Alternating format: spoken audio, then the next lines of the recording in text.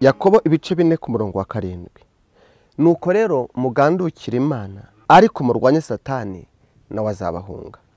Iri jambo murwanye Satani, iyo Bibiliya itubwira, iyo twega bitwa basenga abakristo, Bibiliya itubwira ngo murwanye Satani. Satani ninde? Satani arihe? Twamusanga ikicaro cye nikihe? Ari mu yihe shusho? Satani turwanya ninde? Ishusho ya mbere Satani akoresha ni kamere yanyu, n'uyu mubiri nambaye. Ni kenshi turwana na Satani kandi yakoreye muri twebwe, tukibwira hari ko ikibazo kiri ahandi kandi ikibazo kiri muri twe.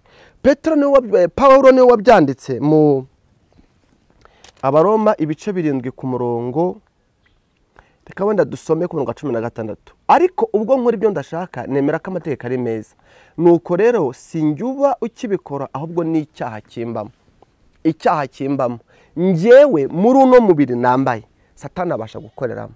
Satani abasha gukoresha uyu mubiri, abasha gukoresha kamere y'uyu mubiri ndimo akarwanya nge. Iyo Satani akorera muri wewe, uzarebe iyo ufite irari, iyo urarikira, wumva ari wowe urarikira, ntabwo atandukanye iryo rari nawe.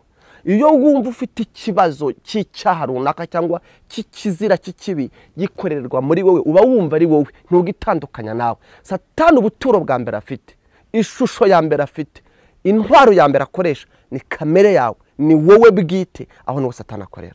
Ishusho ya kabiri ya Satani ni iyihe? Mariko ibice 8 ku murongo wa 33.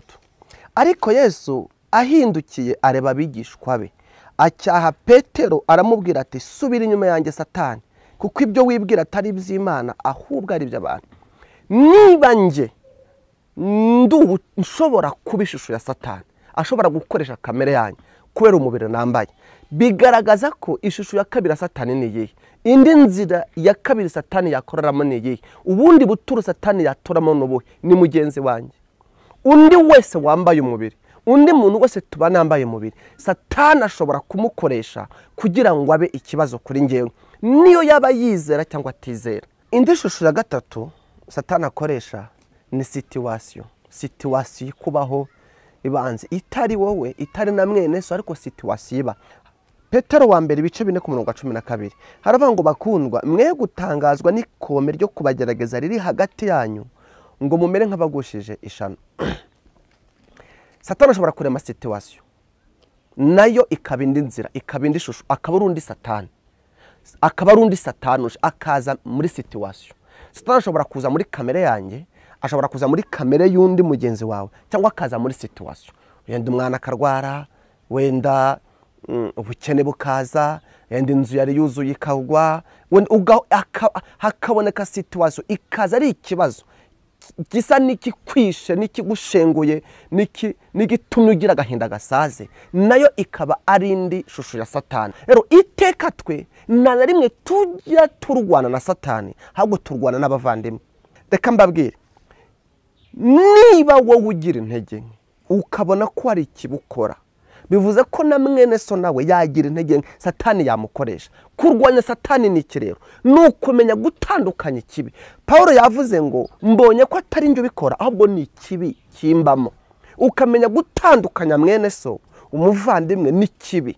Iyo rero muhuje nk'abavandimwe mwese mugafesinga ikibi, mukarwanya Satani, uko niko kurwanya Satani, mugatera ibipfunsi mudahusha.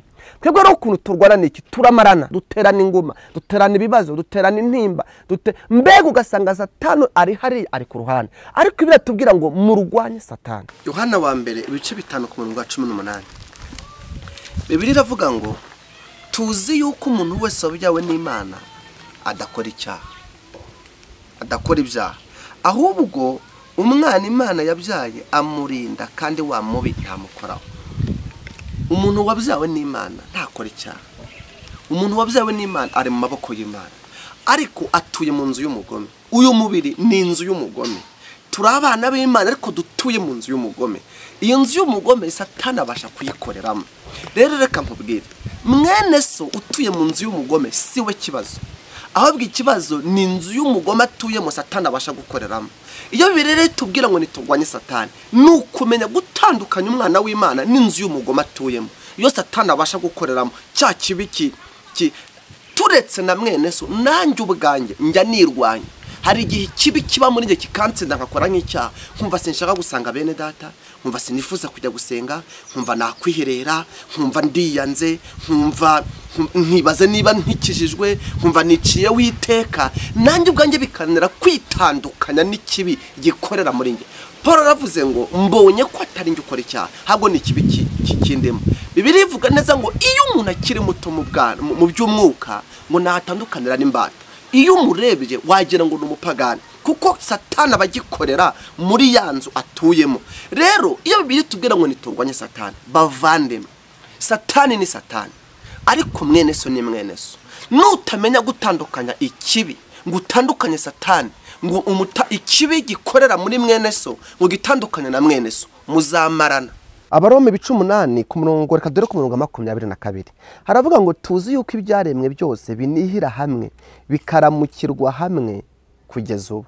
Ngo ariko sibyo bisa, ngo ahubwo natwe abafite umuganura w'umwuka, natwe tunihira mu mitima yacu dutegereza guhindurwa abana b'Imana, ariko gucungurwa kw'imibiri yacu. Iki cyanditswe gitangira kivuga ngo bakundwa turi abana b'Imana, kandi niko turi. Ariko ahandi baratubwiye ngo natwe abafite umuganura w'umwuka dutegereje guhindurwa abana b'Imana, ariko gucungurwa kw'imibiri yacu. Nukuri turi abana b'Imana, mu mitima turi abana b'Imana, kandi abana b'Imana babyewe n'Imana ntibakora ibyaha.